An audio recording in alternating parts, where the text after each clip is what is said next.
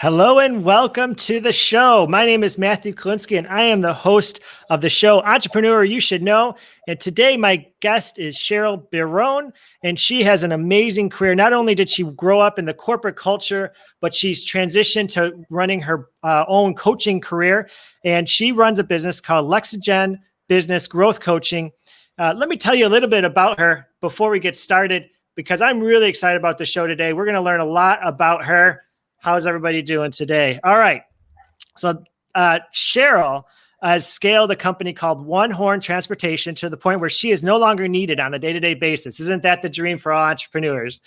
She now pursues her passion of helping other entrepreneurs grow and scale their business so that they can live the life of their dreams. And Cheryl's also the cool she's the author of the Hot Tub Manifesto, the Entrepreneur's Guide to Having It All. And without further ado, I'm going to bring Cheryl on to the show as we speak. Hello, Cheryl. How are you today? Doing great, Matt. Thanks for having me. It's a pleasure. You've been in Entrepreneurs Organization for 9 years, I believe, but yeah. I didn't know all of the time you spent before you joined really created the person who you are today. So I'm excited to learn a little bit about that. Well, thank you, Matt. So before I joined EO, I took more of a traditional route. I grew up thinking that climbing the corporate ladder was the way to go. And so I was one of those type A achievers who went to Cornell undergrad. I worked in investment banking at Merrill Lynch for 2 years, and then we were expected to go get our MBAs. And I went to Wharton and earned my MBA, but I decided that investment banking wasn't for me. And so instead, I studied marketing and multinational management. And then I landed a job at Procter & Gamble in Paris. And so I spent 2 years in Paris working for P&G. And then at a certain point, decided that I wanted to come back to the United States. And I worked for several different consumer packaged goods and pharma and healthcare and beauty aid companies. And then in 2004, I had what I call my entrepreneurial fit. Okay. As we all have, I'm sure. Yes. I think Michael Gerber actually coined that phrase.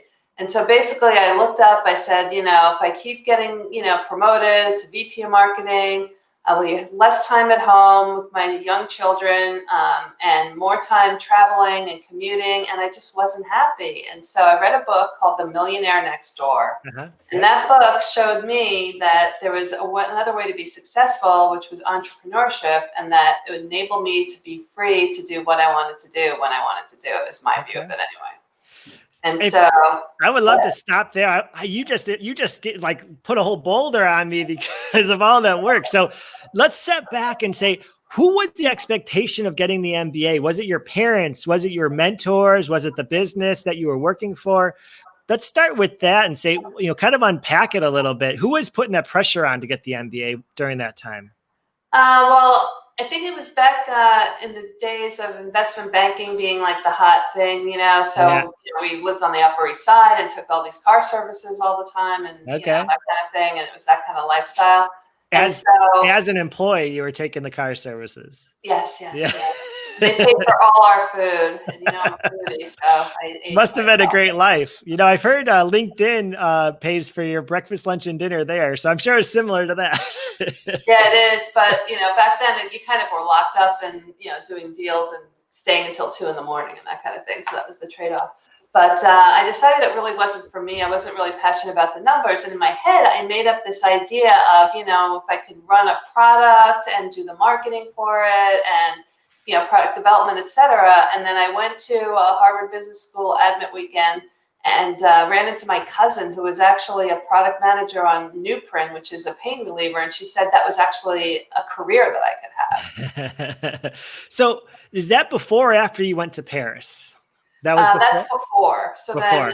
So tell me about how you made the decision to leave the country and start working in Paris? Well, I love the French language. When I was little, my parents used to speak French in front of me when they didn't want me to understand what they were saying, which is very funny. And so I think it imprinted the language on me. And so I got to the point where I would never get better in French unless I lived in the country. Okay. And so during my MBA, I went on exchange, and then I landed the job at P&G while I was on exchange during business school. Oh, So you were over there already when you applied? Yes, I applied in the first half of my second year A, at work. a lot of kids now are doing an international business major. Is that something that was around when you were in, like, was that an option as part of your program, or that wasn't an option yet? Multinational management was one of the concentrations we could have at work. Okay. Was that yours, or you just kind of stumbled on this Procter and Gamble job? Well, I did marketing and multinational management as Oh, my, okay. yeah. Okay. So you were always on the lookout. Wait, did you ever think about going to a different country, or you were kind of set on France? Well, I wanted to go to France first just because I spoke French. I love the French culture. And then, I considered when we decided to move out of, my husband and I both decided we wanted to change positions at the same time. So we looked in London, Paris, and New York. Okay. So I would have considered London as well. I don't really speak Spanish except for resort Spanish and opera Italian. So, So that was at the end of your time in Paris. What made you move back, or what was the kind of deciding factor? Well, I decided that the Procter and Gamble culture really wasn't for me, and so my husband and I, who is also Louis, is an entrepreneur as well. He's in the transportation business with me. Yep. We decided that we wanted to look in London, Paris, and the U.S., being New York, and I had family in New York, my grandmother's, and that kind of thing. And so he found a job, and I had like 5 different potential jobs that I was looking at to start in New York. So. I mean, your background was stellar at that point. I'm sure you probably had more than 5 jobs. You're just job offers. You're probably just being modest right now. Thank you. So you moved back was it a culture shock for you to do business in the US since your kind of experience was in Paris, or not? Not that much.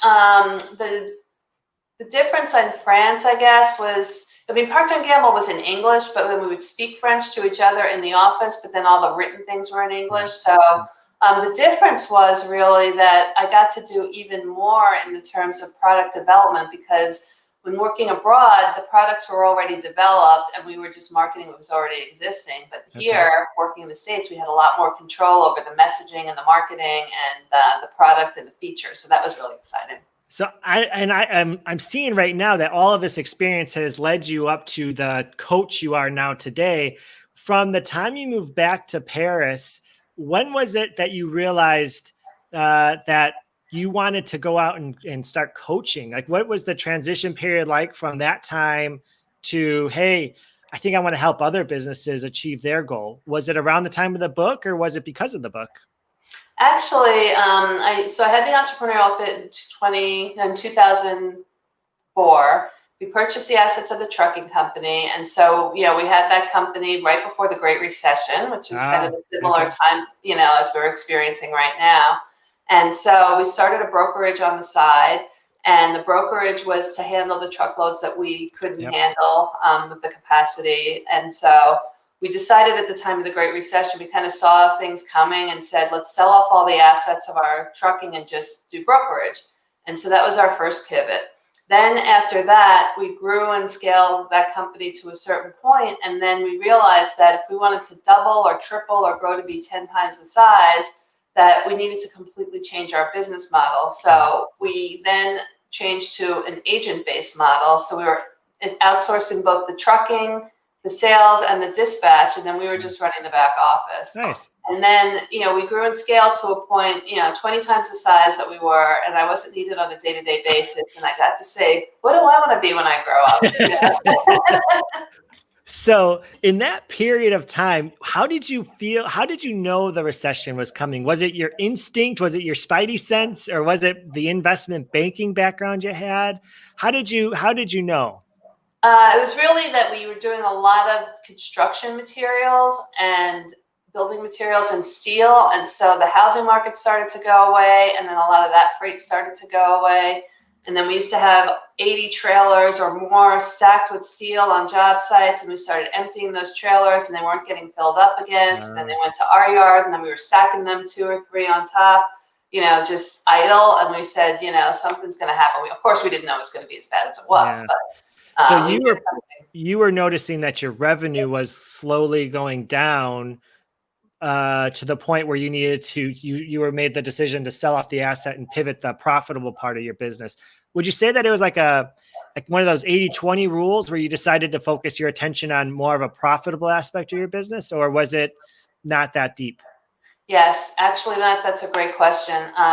We did analysis that was trucking is bad and brokering is good. And trucking is bad because you have all the assets, you have the Yeah. insurance up front, you have the The drivers, risk. salaries, everything is a upfront cost. And we realized after a certain point that we're only actually making money in day 18 of the month after paying all the fixed Yeah. costs.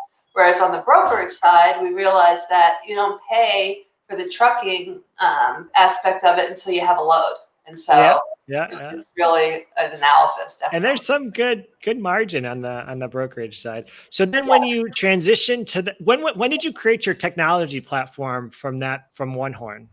That was during the Great Recession. So Louis, my husband, who is an engineer, he has a master's in computer design from McGill. He decided to start to automate all the things that we were doing manually while the business was kind of slowed down during the Great Recession.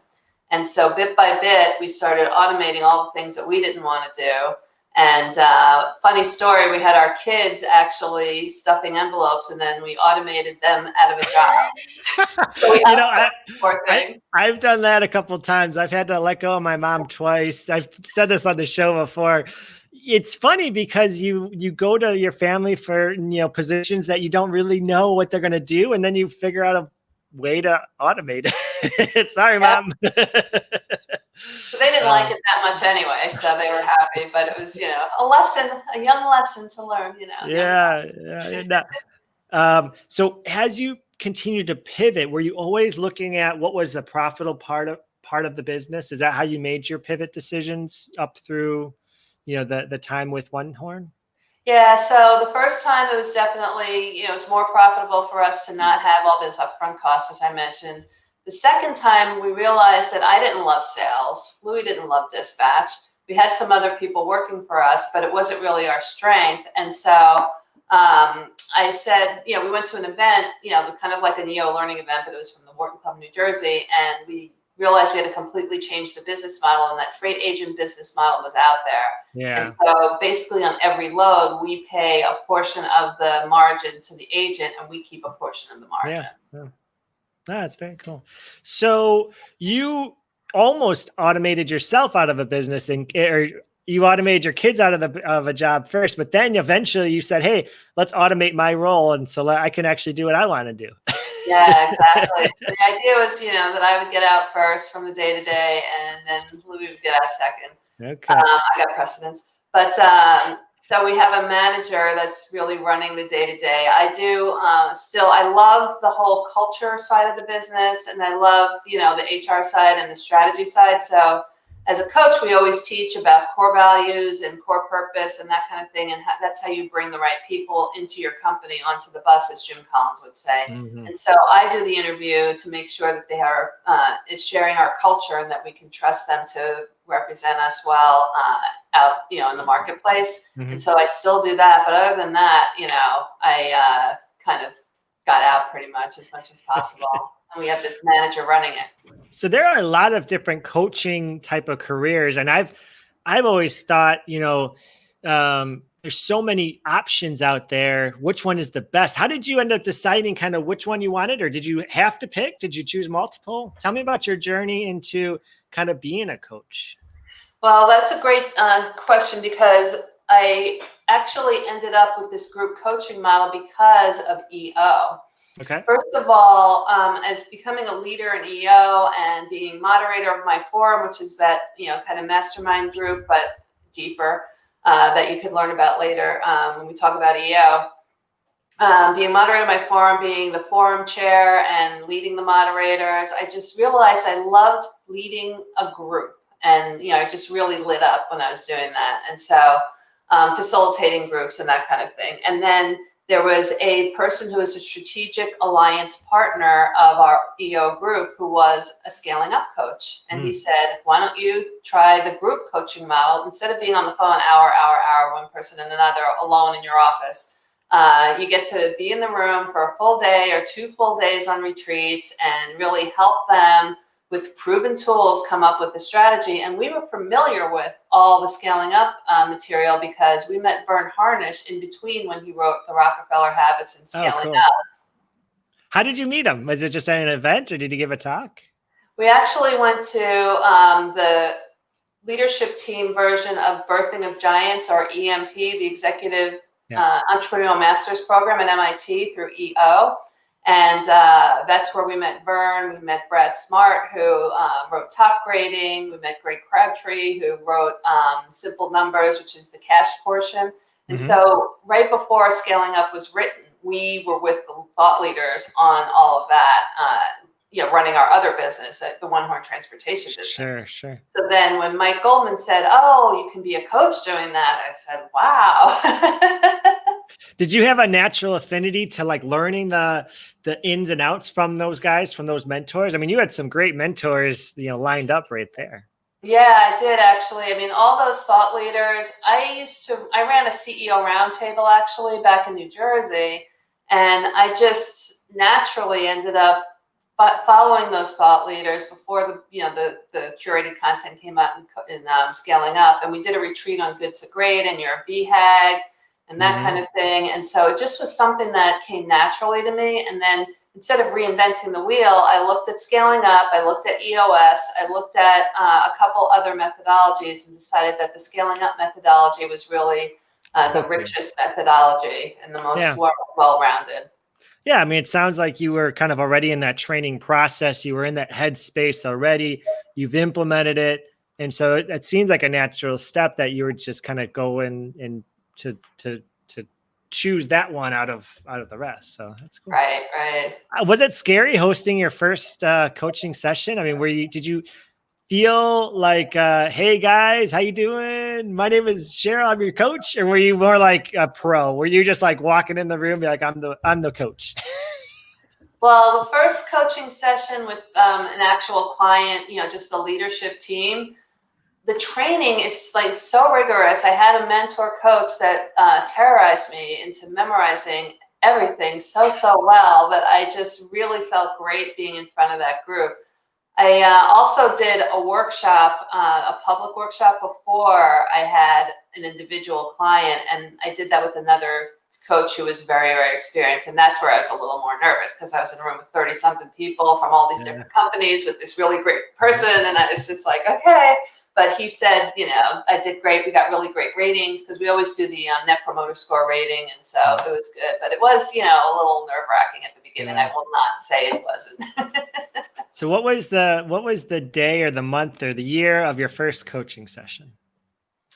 The first one was in February. I don't know if it was 16 or 17, one of the two. All right.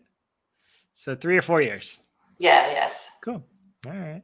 But I had been coaching for years, just, for fun, like helping my friends, with their businesses and stuff. And so, when people were having issues, I had read these different books and had all these takeaways, either from EO events that I would incorporate into my business and share that experience, or running this roundtable for the Commerce and Industry Association of New Jersey. And, that was a kind of a coaching experience as well. And so I think it was something that I was kind of already doing. Yeah. And then now I had the framework, the proven tools, and the community also, so that if there were any questions that I had, I could ask the coaching community. That's, a really interesting point, because actually I feel the same way, when you're in a community, especially like entrepreneur organization, but in any group of business owners, there's always going to be kind of questions or advice that you could, that people are looking for, or personal experience you can share. And so I think all of us kind of in the entrepreneur community start that coaching you get the taste of it anyway, and you get to help people, because I think I haven't met many business owners that are super selfish with knowledge. There are those out there that don't want to share, especially competitors, but most of the people I meet are just, they're happy with their life that they've chosen. They've gotten some good balance out of their life, and they want other people to experience that same thing. Yeah, and that's kind of why my freedom is my Simon Sinek why. So when I became an entrepreneur, I wanted the freedom from the corporate life. And then, now because I wanted to live the life of my dreams, I wanted to see my kids, I wanted to travel. We used to have 8 weeks of vacation at a certain point where we would go skiing and go to the Dominican Republic and, all these different places. And, we ran our business from North Carolina and the beach for 2 weeks once, Nice. 3 years in a row. And so it was all about that kind of thing. And as a coach now, I want to help my leaders get to the point where they can live the life of their dreams, whatever it means to them. So maybe it's, the life that I was living, having a great time with my kids and traveling, or maybe it's, community service of some sort, or sitting on boards, or launching a new company because they got the original company running on its own. I mean, it really, really depends, but there are a lot of different things. Yeah. Cash flow is one of those things, how many sources of cash flow you have, but really it's running it profitably and finding satisfaction in your life, I think, is the most important. You could have one cash flow and be happy in life and be fine. But if you're, a type A, I think I'm a type A. I think you're a type A, is what you said. But, we're both type A. We just want to keep on rolling on to the next, what's the next shiny squirrel? Yeah. So when I made the decision to become a coach, I did do a whole soul searching thing. And I met with a lot of EO members who knew me well. And some of the really super successful ones that you look at and you're like, wow, they're amazing. And some of my really good friends. And Jim Collins has this concept called the hedgehog concept in Good to Great, where he talks about what you're passionate about. If you picture 3 circles of a Venn diagram, what you're most passionate about in the world, what drives your economic engine, and what can you be best in the world at. And that really talks to, you don't have to be the best, but you have to have the core competence. Yeah, you have to be good. Excellent at it. And so I changed it to, what am I good at? What do I love to do? And what can I make money doing? And all roads ended up leading to coaching. There you go. All right. So I love helping people. I love business strategy and coaching. So how do you like Tampa? You moved down here 3 years ago now? 2 years ago. 3 years ago. So how do you like it? I love it. I think it's what do you like about it? Sorry, I feel like I'm on vacation all the time, even though I'm working, because it's just so beautiful. Yeah, I tell my parents, they want me to move back up to Milwaukee or Chicago.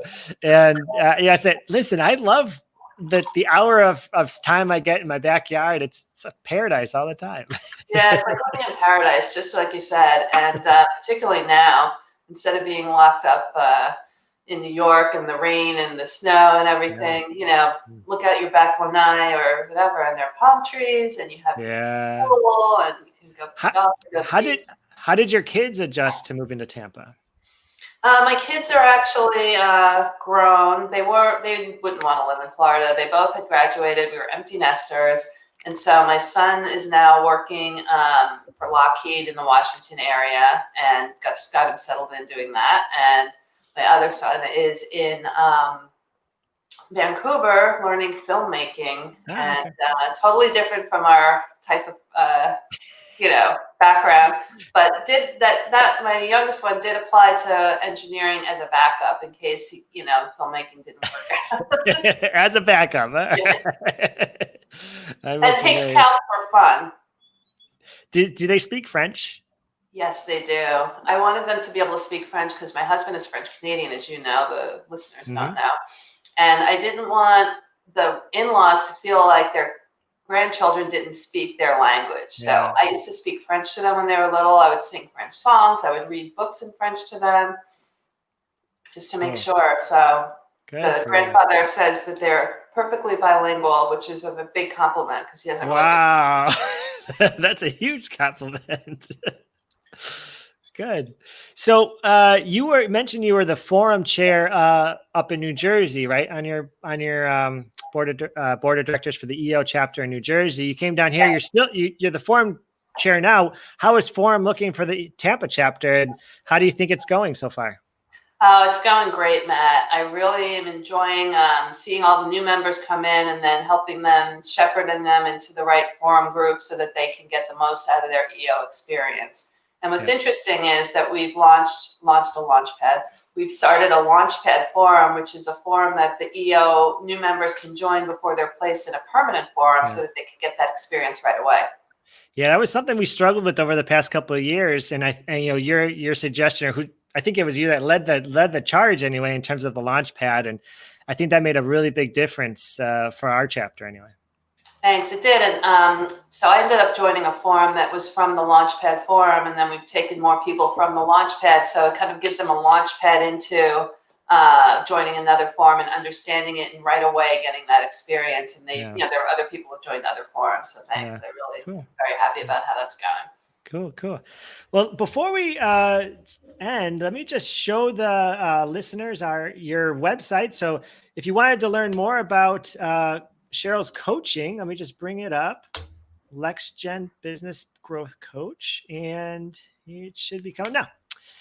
So the website, Lexagen, LEXAGEN.net. Where is the best place that they can go if they wanted to contact you or learn more on your website?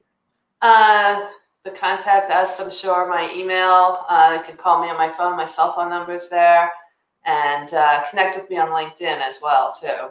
All right. We got it right here. Cell phone number here. We'd like to hear from you. And then anything else you want to show on your website while we're here to the people who are watching it? One of the things I like to have on my website is this area called Get Inspired. And it's about all the different books that I've read over the years, and I need to add a whole bunch more. But in order to kind of inspire my clients and to inspire people in general, I did this at One Horn, even my old company before. So bringing it over to the Lexagen website. And then there's another area that kind of talks about, the methodology that we use and the different packages, which is under services, I believe. But I'm all about learning. So yeah, no, I actually, this is great. You should, here's a business tip. Have a link to all these books and you can make money from them. I know, right? Speaking of that, this is your book, Hot Tub Manifesto. It's on Amazon. Any other place that they should look for it, or do you just recommend Amazon right now? We just recommend Amazon. Very good. And then I think you have an event coming up soon. Yes. And so on November 18th from 10 to 12, we're having a 2-hour webinar/workshop where we're going to be going through how to reimagine your company and your business. So, we're hitting third quarter, and, we're in the middle of this pandemic, and we want to come out the other side, and we want to be doing really well. And so I'm introducing some of the scaling up principles of people, strategy, execution, and cash, but then really digging into, okay, how can we adapt to the new environment, leveraging our strengths and our core competencies, and then what are we going to do physically? Like, what are our priorities for the upcoming quarter in order to start our 2021 off night? Awesome. Very good. The best way, can they find it on Eventbrite, or should they just contact you for the link? Eventbrite, and then I'm going to be posting it on my website as well. Okay. Very good. I just haven't done it yet. Okay. Well, Cheryl, it's a pleasure to get a chance to talk with you. Any last words that you'd like to leave us with? I'd like to tell you that I love being an entrepreneur. My path was a little bit different, but in the end, it's just such a wonderful way to have more control and freedom in your life. And so EO has helped me to achieve that freedom as well, and to learn and grow as an entrepreneur with all the learning events and the openness, and people are just so positive and upbeat.